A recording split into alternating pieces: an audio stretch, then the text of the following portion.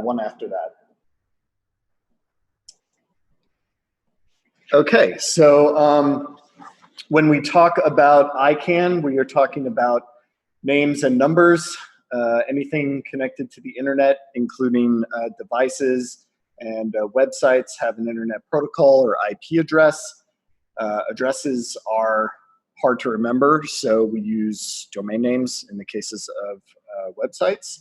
And that's kind of the crux of what ICANN does, is coordinating those names and numbers, what you'll sometimes be referred to as unique identifiers. Next slide, please. So the mission of ICANN is to ensure a stable and secure operation of the internet's unique identifier systems, the names and numbers I spoke of before. And so as you can see on the slide here, we have 5 main functions, including coordinating the allocation and assignment of names in the zone of the DNS, coordinating the development and implementation of policies concerning registration of second-level domains and GTLDs. I should say the top-level domains, or GTLDs, is everything to the right of the dot, so like .com, .net, .gov, etc. And second-level domains are the items to the left of the dot. So google.ca, Google would be the second level. We facilitate the coordination and evolution of the root name server, coordinate the allocation of the topmost level of IP numbers and autonomous systems, and collaborate with other bodies to provide registries for the functioning of the internet. Next slide, please. We have 3 core values that we adhere to in completion of our mission. You can see here, preserving and enhancing the stability, security, and resiliency and openness of the DNS. Employing an open, transparent, and bottom-up multi-stakeholder policy development process. I'll talk about that in a couple of minutes. And operating with efficiency and excellence in a fiscally responsible manner. Next slide, please. So what is ICANN? We move on. Sorry, next slide. So there are 3 sort of legs to the stool when we talk about ICANN. There is the ICANN organization of about little over 350, I think, staff members now, of which I am one. We are spread across several offices around the world. We are headquartered in Los Angeles, California, and then we have regional offices in the other regions of the world. We have a board, a 20-member board that is oversees ICANN's operations. And then the third leg, the most important leg, is the ICANN community, network of volunteers that come together to work on ICANN policy. So next slide, please. So now just a little bit about the multi-stakeholder model. So when we talk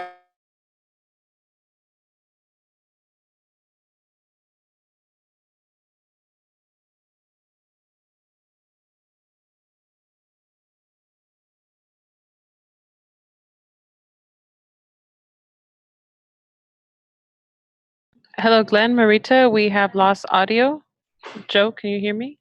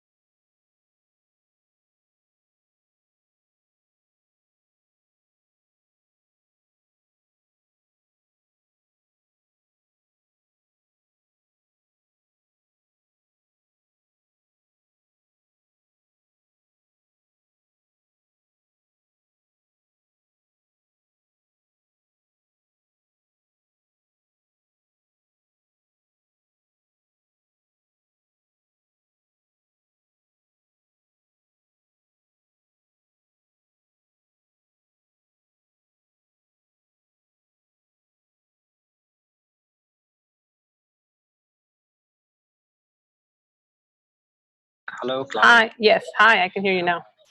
Yeah, we're not getting Zoom. We have connectivity, but the Zoom meeting just dropped. So we're trying to relaunch the meeting. Okay. So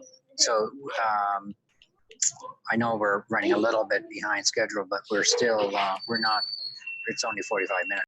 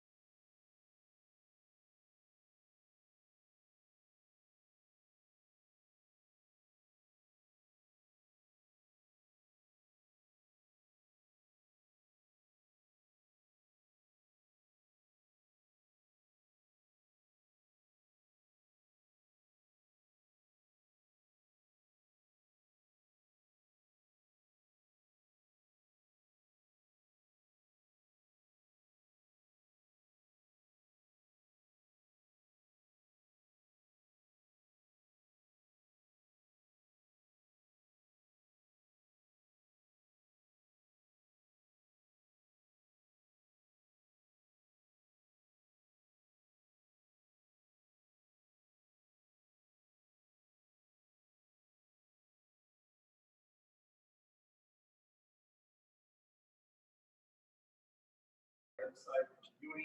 To comment on a policy, all you have to do is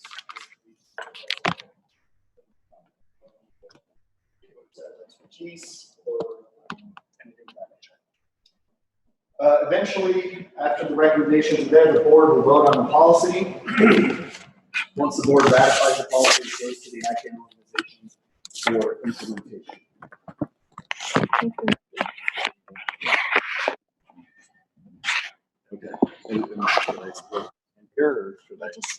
Okay. Okay, so that's a quick look at ICANN and the multi-stakeholder model. Since this is a ICANN 65 preview/briefing, I want to just give a quick plug for some of the ways to participate in the meeting. We have 3 programs for the meeting. We have a fellowship, a next-gen program, and a newcomer program.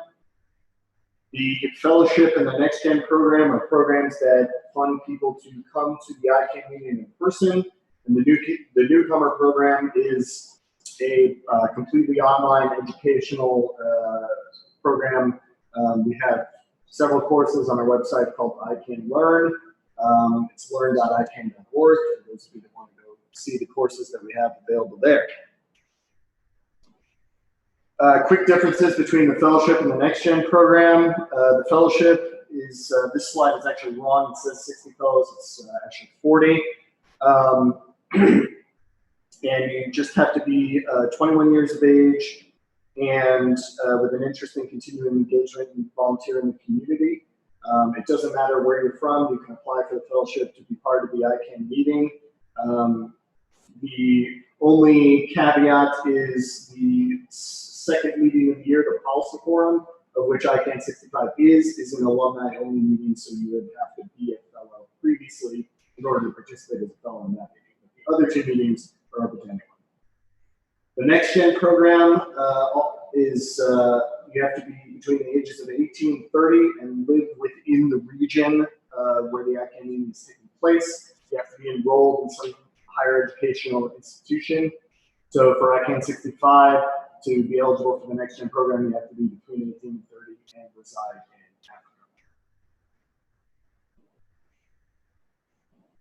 Africa. Program funding, so the fellowship and next-gen fully funds people who come to the ICANN meeting, airfare accommodations, and small stipend. And as I mentioned, the newcomer program is exclusively online. So our next 2 meetings, we have, of course, ICANN 65 in Marrakesh, which is the 24th through the 27th of June. And if you cannot be there in person, we encourage you to participate online. The information for how to get to the meeting website is on the slide, and I think we'll distribute the slides after here, so you can get to where you need to go. We have pretty good remote participation options. Can't be there in person. And then in the 2nd through the 7th of November, ICANN meeting will be in Montreal, so very good for those of you here in Canada. Hopefully it'll be a decent trip for you, and a great way to get involved in seeing ICANN meeting in person. So that's all I have. I don't know if you want to take questions at the end, or. No, I think we can go ahead and ask any questions. I just wanted to say to anyone here, I brought a whole bunch of these amazing charts that ICANN has put up on their website, but kind of nice because they're so complex. It's hard to look at them online. So I brought a bunch of them. Please take one if you wish. It shows how some of this advice development happens. It is extremely complex. But once you sort of get the hang of it, you can see that it truly is a unique system in which quite a lot of people, a lot of stakeholders are able to participate in the creation of policy that happens around the internet, right? And so it should be, because I mean, it was people who started the internet in the first place, and they should be able to participate in that policy development on a global scale. So what goes on at ICANN really is unique, so I invite you to pick up one of these. As far as another thing I wanted to say, adding on to what you said, Joe, about participating. Anybody can be an individual member, or if you're part of an organization that is interested in this, like a consumer organization, for example, or an advocacy organization, you can become a member of NARALO, which is the North American Regional At-Large Organization. This is where there are 22 different organizations and a lot of individuals who belong to this. We participate in a call once a month, right? And we discuss the issues and work out some of the different kinds of events and programs that we want to get involved in. So that's something I would invite anyone to do, is if you're interested in this, take a look on the website, the NARALO, North American Regional At-Large Organization, and how you can join that if you're interested in these kinds of things. As I say, individuals and various kinds. There's a consumer organization in Canada that's there, for example, and various advocacy, what's it called, media, open media. This is an organization that's U.S., Canada, so there are people from all across America involved. So that's a really good place to get involved, to find out what goes on there. And if you're not quite ready to get into the whole global thing yet. Questions? Anything for Joe or me? Happy to take it. We're going to have a networking event afterwards, and so we'll go ahead with that at that time. Thanks, Joe.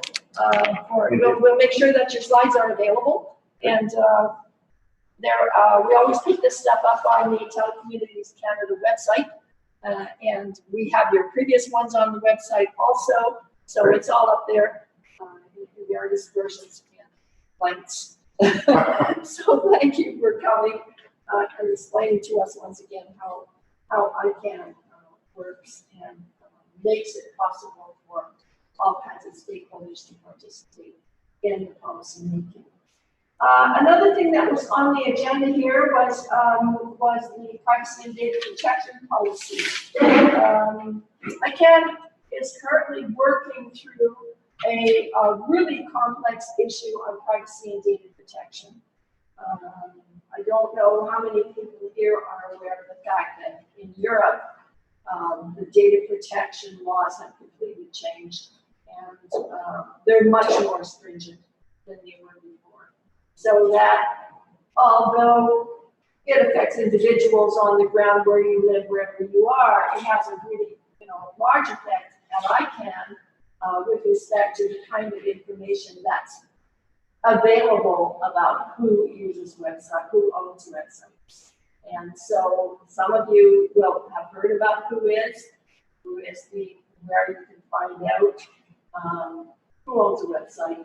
Sometimes lots more information about those people or companies that own the website. And that is the thing that is very much in question. There's a large policy development program going on at the moment at ICANN to figure out how to match the new European laws with the way the has been. Getting it. So Hear the sound quality.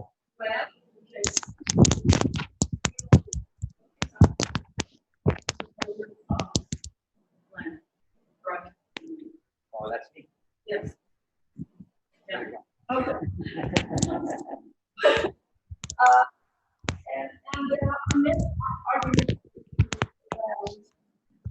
how much information should be available or not. It is a very hot topic. Many people involved in what's called an expedited development process around data protection. Things come from different angles, different aspects. Should I turn it off?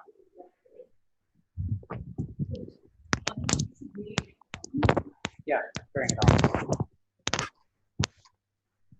All right. Just to interrupt, you guys should have only one mic on in the room. So Glenn, you should switch off that Nexus 5. That's coming through the speaker. That's Jolly that was just speaking. So should I turn the speaker down or speaker off? Well, no, it's just, you can only have one microphone active at a time. So That's how you use This one here? well, something. All right. it. But this is not working. We did have an expert.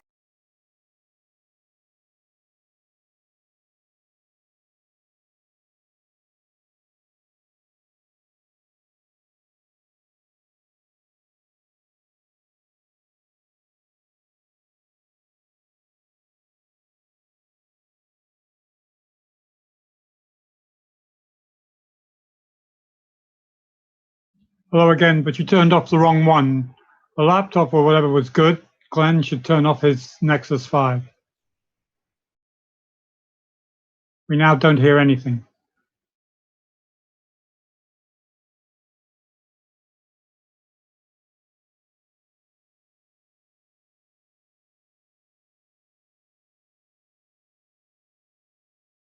Jolly? Yes, I hear that. Okay, so Marita's going to carry on. This is the only mic that's using. Yeah. Okay. Okay, if anyone's particularly interested in the privacy and policy development processes around that, we can talk a little bit later at the networking event, and I'll give you some more ideas on where you might find some information about that, unless our expert happens to arrive in the next few minutes. Another thing that was on our agenda is the issue around geographic names. One of the things that I find this a very useful topic because I try to explain to people, I'm working at ICANN, trying to work in the multi-stakeholder process and explain to them that, well, ICANN looks after the domain name system, you know, how to get your addresses into numbers and that from servers, and it's all quite technical, but there are a lot of political things that are involved in the end. It's not just a technical issue, there are political issues here. And people look at me blankly and say, oh yeah, like what? And the very best example I have about that is the geographic names issue, because I find that people relate to this really quickly. And when I tell them that, well, you know, there's a company called Amazon, a company called Amazon, you all heard about. And at one time, a number of years ago in 2012, ICANN decided to extend the number of domain names that were available. So there were a lot more domain, you could buy other domain names beyond the original domain names that were there, .com, .net, .org. And so when that call came out for domain names, obviously the big companies have come in very quickly. This is not a cheap affair. And one of them who came along was Amazon. Amazon was able, according to the rules at the time, ICANN said, well, yes, you know, you can buy that name, .Amazon. And when that happened, all of a sudden, the 8 countries who are around the Amazon basin said, oh no, hey, wait a minute, you can't have that name, that's our name. And for the last, since 2012, for all these years, this issue it's just barely, well, in the last week, maybe it's been resolved and we're not even sure yet. Because the argument has been going on about who owns a name like Amazon. At the moment, as far as it's standing, Amazon did follow all the rules, and I can't really go back on its decision about who owns or who can use that name at the top level. But we're now in the process of developing some rules to make sure, or to try to make sure that that can't happen again. Try to make sure that there are good rules around those kind of names that could be contentious, because that was not a problem that they would be forced on. So that's an area where ICANN and some of the things that develop around them can be political. Political around the who is, the data protection and privacy issue, political around the geographic names issue, and there are plenty of other things.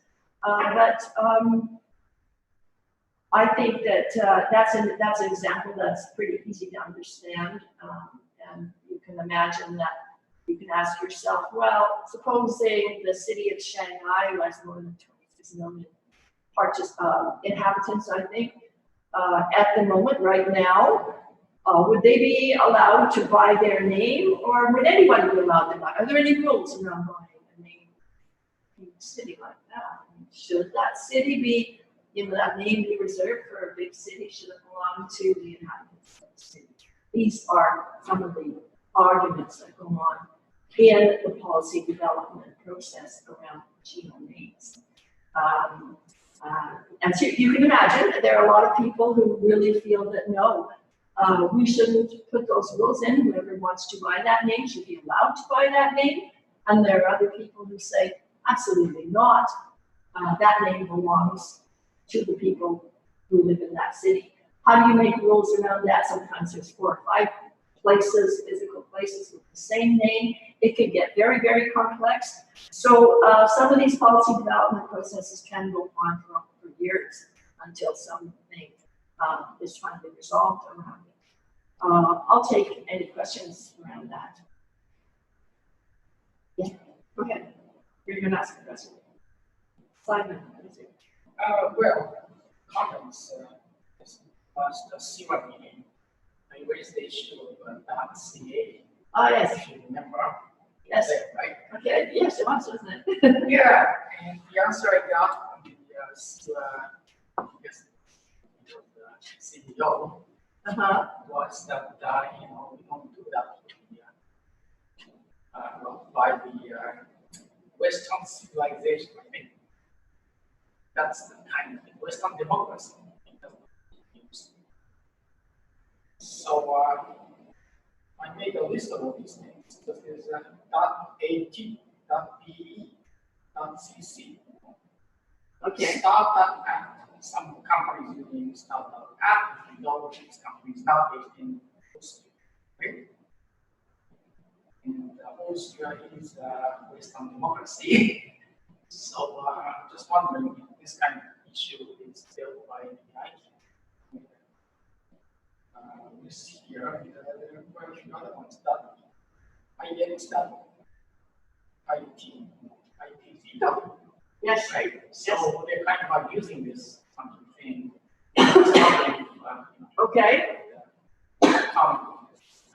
Well, there is somebody here from Sarah. Do you want to ask that question, or should I? Sure. Well, I'm just trying to understand the question. So, Yes, I guess it is. Where did how did that develop? That .it is Italy. oh, okay. Well, I'll try and be brief. All of the so-called country codes, the 2-letter codes, come off of an ISO list, ISO 3166.2. Okay. So it's not up to the internet community. As RFC 1591 is quite clear.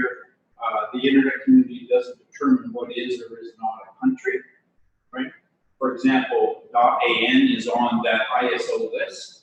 This is Antarctica, so there's an Antarctic. So there's a country code for Antarctica. So that's where the 2-letter codes come from. Okay.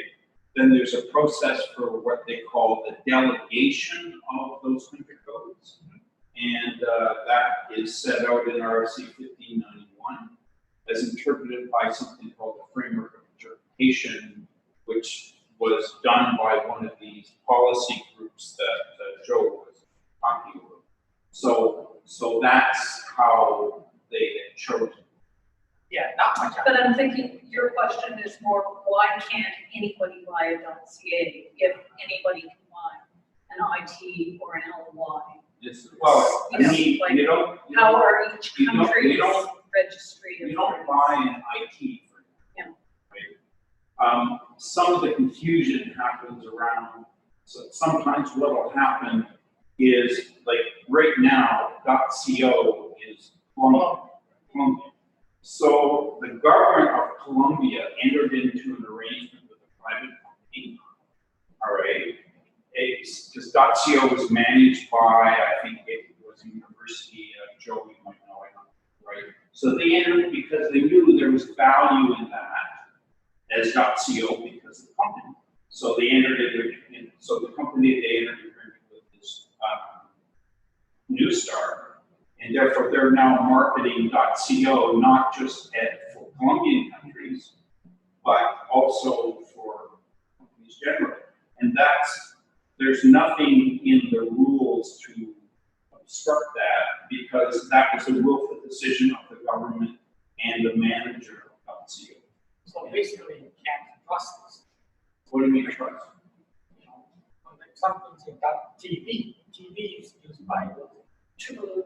Yeah, but they do sell under the same kind of situation. Yeah. Their government Yeah, has decided to let people from Yeah, elsewhere. part of the challenge came with those country codes for which the policy was that the manager had to be resident in the country, but for those countries that don't have residents, you see, it became a big mix. So I don't have all the history, but .tv goes back 30 years. Yeah. And you're right. So the managers of .tv have a particular management. Right? So I think the illusion is most country codes in, like my experience, every country code has the endorsement of their government, or in fact, by a majority of them are actually run by government. Like the many small, it's a university, it's a telecom regulator. It's mainly in Western countries where there's a lot more demand that you see. Syria is run as a not-for-profit with .ca, it's the same in the UK, the same in most of Europe. As you might expect, .us is a bit of an anomaly, but it's run by a private company. But it's the government of the US decided that's how they were going to do it. So the policy allows all of this. So I think the thing is, Marita would say, we can talk more during the networking event. I think I've taken too much time. Thank you, Alan. Yes, the country codes are a different part of the puzzle than the things like the .amazon, which were the longer names behind that by the dot. But it's all interesting. It's part of the evolution of this system, which started out, nobody ever imagined how big and how complicated the internet was going to be. Everybody thought there would ever only be four top-level domain names and the country codes. But that's not how things evolve. Making this kind of work extremely interesting and continuing to be interesting. I'll just take a little bit of time to talk about the fifth item on the agenda, which is, unless there's another question about domain names. Good. Universal acceptance was an issue, is an issue that's been around for quite a long time. And once again, it's trying to push this issue, make more awareness on it, because there are more and more domain names which are rejected by various servers because it's not actually, they're not the simple recognizable ones. What happens here, is that if you only get, let me see, an example is any domain names in other scripts, not necessarily are going to be accepted by all servers because they're not set up to do that. And it's not, the only issue around that is that the word has to get down to different administrators to make sure that they understand that they should set up their systems in order that they can accept requests for domain names that don't look exactly like the ones we're used to seeing. And there was a big push at Kobe in the last ICANN meeting to try to move that agenda forward and get more information down to administrators to learn that they need to accept that some domain names are being rejected. And that's easily fixable. It's a question of awareness. Happening properly happening. You've done a lot of this kind of work. You wrangling domain names and the things attached to them. yeah, but sometimes they're not recognized, right? Yeah. Yeah. Well, I tend to stick with more, like I'm working with nonprofits and stuff like that. So we tend to stick with the more generally recognized stuff. We have had some issues with multilingual domains, so in English and French, and having French accents recognized, which is a relatively recent thing. And then there's a domain called NGO, where you actually get, in Canada, 2 different domains. You get an NGO and an ONG, French. So whether or not, so you can have your accented characters.ca domain, then your unaccented characters.ca domain, and then the same NGO in English and ONG. But we got something all pointing at the same stuff. But you got something like that in Chinese characters. And then if you try to do email, well, here, luckily, I'm just doing French accents. But then once you get people wanting to actually have their email address, also use the same domains, because the SMTP system is just coming through crazy.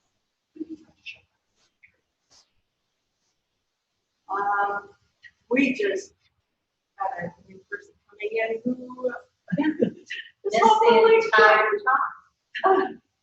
going to want to say a little bit about the PDP process. Stephanie, Karen, if we still are. Probably you were stuck in more in this topic out there, right? Sadly, it was most unfortunate. Yes, yes. Okay. Yes, I know. But you wouldn't believe how long I was lost. I do believe that. All less than an hour. Yeah, oh no. I guess an hour and a half. Well, I should have. Anyhow, you want to say a little bit about where ICANN is just about at the end of certain things, listening to the on-stream process. If you've got a few concise words you'd like to throw in here. Does anybody have any questions about the EPDP on replacement for the temporary specification? I think maybe just give a brief explanation. Okay, so the argument is whether the bid should be open and personal information exposed to everybody globally who wants to access it. It's gone on for 20 years. And start counting. And when the GDPR came into Speak louder. When the GDPR came into effect in 2018 in May, a temporary specification was approved that basically removed the earlier contractual obligations of the contracted parties to provide that data as a Port 43 access, otherwise known as WHOIS. That was so that they could avoid liability under the GDPR. We finished phase 1 around Christmas time. It went through the steps. We had a much needed break because phase 1 involved the expedited PDP meeting 3 times a week, really towards the end. And it was extremely intense. But a number of important policy issues were punted to phase 2, along with the creation of some kind of systematic method for third parties to get the disclosure of personal information to them on a regular basis. And so that is one of the key issues, and there is considerable pressure from the government, the GAC, and cybercrime fighters, formal and informal, and intellectual property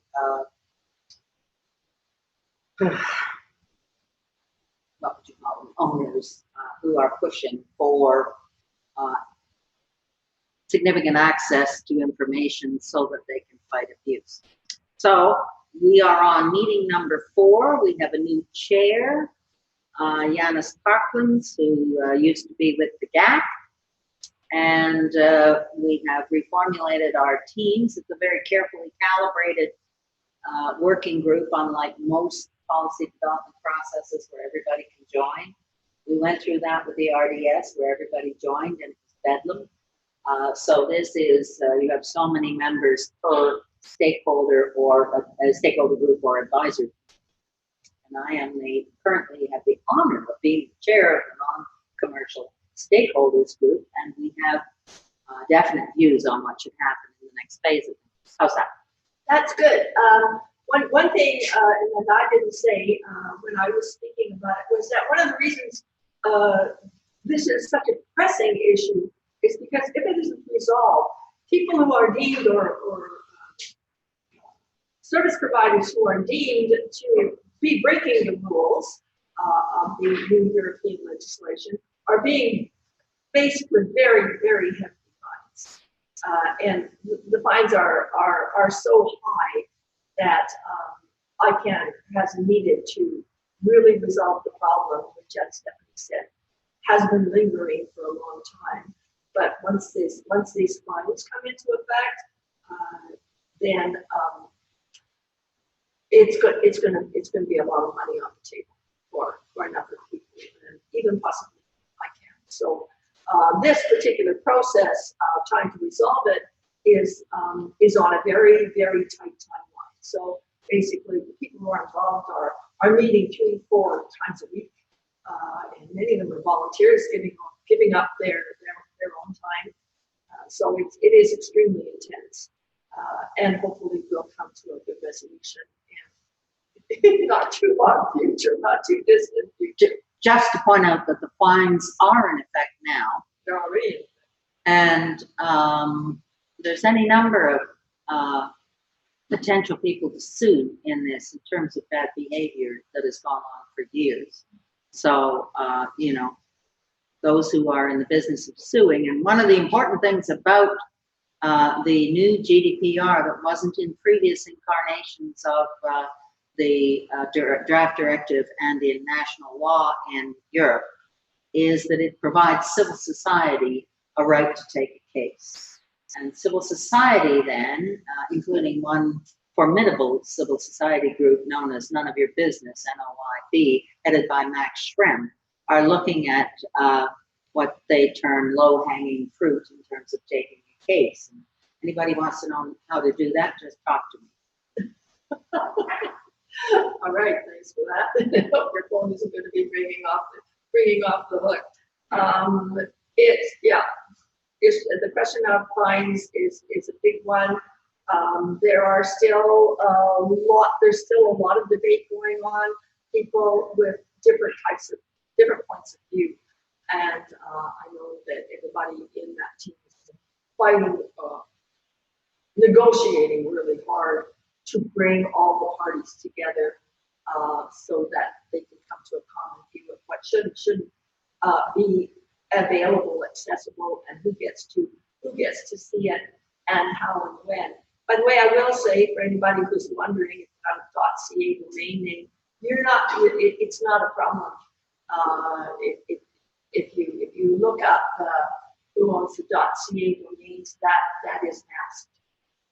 You wouldn't be able to see it outright, but if you look up, let's see, people who own .org, you would be able to see everything. Actually, I think .org is not too bad. .org is also, they used to be .com perhaps. Well, and many people avail themselves of what are known as privacy services. In other words, privacy proxy services that cloak on behalf of the companies. So it does vary. It does vary, but the mere not publishing it in the WHOIS doesn't mean that you're getting your privacy rights properly administered, depending on how easily they give up the data to whoever asks. That's another part of the issue. That would be a breach under the law if it wasn't appropriately managed. Right. So So what is accessible and to whom, and what processes are going to be in place in order to answer these questions? That is the really, in a very big bundle, what we're trying to resolve at that level, right? There's an important issue that I keep raising and I keep being ignored, but that doesn't mean it isn't true. And that is that the GDPR rests on the Charter of Rights in Europe. And the Charter of Rights provides rights for people in organizations, associations, so religious groups, women who are getting education, places where educating women is a dangerous thing to do, political speech, journalists, you name it. Those groups are not individuals per se, or under the GDPR, they are legal persons, but they nevertheless have rights under the Charter, which now that it has been ratified in 2008 or 2009, that underlies this legislation. And a court case could be also taken to protect the confidentiality of the people in those groups who will be targeted if they're exposed to this. A really important point. Would anyone have any questions? Not, because I think everybody's anxious to get to the networking part of the meeting. We have some goodies to provide. Thank everybody for coming and for participating. We hope to try to do this 2 or 3 times a year. We hope to pick a better day when there's going to be less traffic next time. But you can never know these things in advance because we pick our dates a couple of months beforehand. So we'll close it off now, and thanks everybody for your attention and participation. And I guess that's a wrap.